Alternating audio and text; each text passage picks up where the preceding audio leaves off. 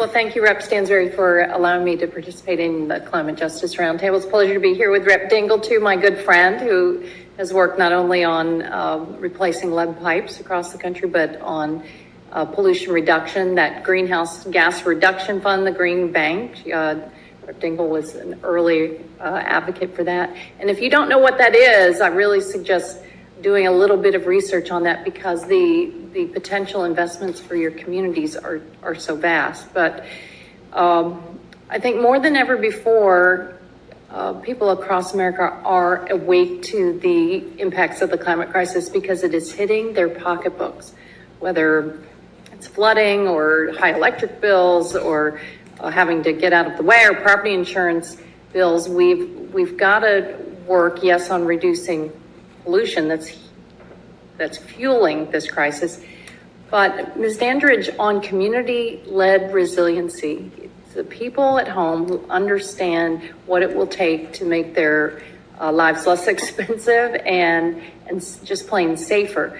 So this is important in context of a coastal state like mine, Florida, like Louisiana, but I think it applies all across the country as people try to avoid the worst impacts of the climate crisis. What works from your perspective as community-led resiliency? I worry that so many of the advocates at home across the country don't have the capacity to even understand what grants are available and how you build partnerships to draw down those investments. What has been your experience, and what advice do you have?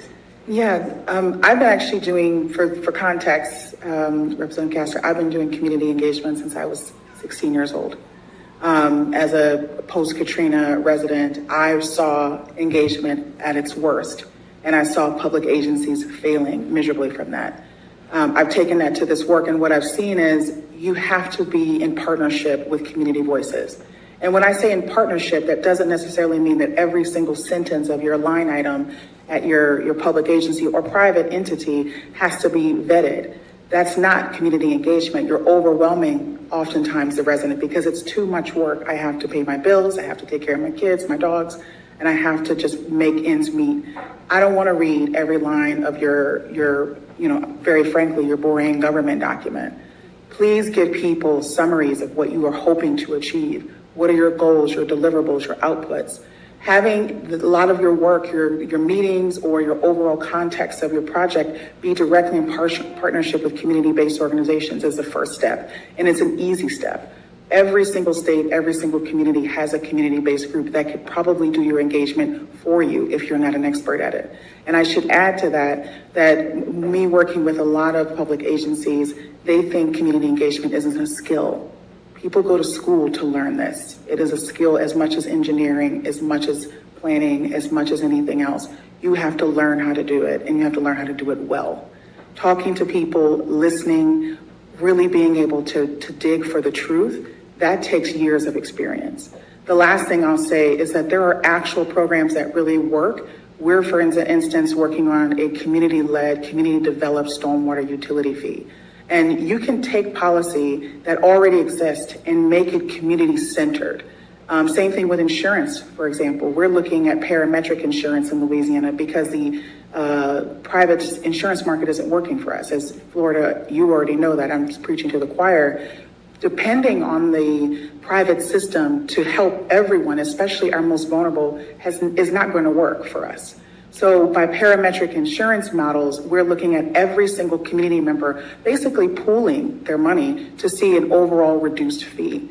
These are the kind of strategies, basically putting community first, putting community voices first, and then looking at the output, and not assuming that community doesn't understand, because they oftentimes absolutely understand what you're saying. But if you drown them out in jargon, if you drown their voices out, then of course they won't respond to you. What I've seen with working in Louisiana, being in a city like New Orleans, but representing multiple cities, people just want you to knock on their door. They just want to know what's going to happen. And most times, just by knowing, they're okay with it. But if you shut them out, if you assume that they don't care, if you assume that they don't know, that's where the problems start. So those are, I'm giving some short examples, Representative Castor, but the directly, you have to work with community. Oftentimes, community-based organizations is a great first step. Having that trust building, building that community with someone in your office. This shouldn't be a PR or marketing office. I see that a lot of times where the PR office is the engagement office. That is, again, a different skill set. Having someone who's dedicated to answering the phone, having someone dedicated to going to the church, having someone dedicated to going to the community center or the dog park is community engagement. Because in those conversations, you're listening, you're learning, and you're changing. And with that, being flexible and innovative. The things that worked 20, 50, 100 years ago are no longer viable solutions for the world that we live in. That is on both the social, economic, and infrastructure sides. The things that we did years ago, those should be scrapped.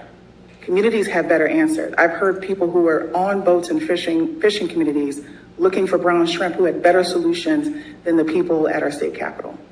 Listening to people is where we start. Thank you very much.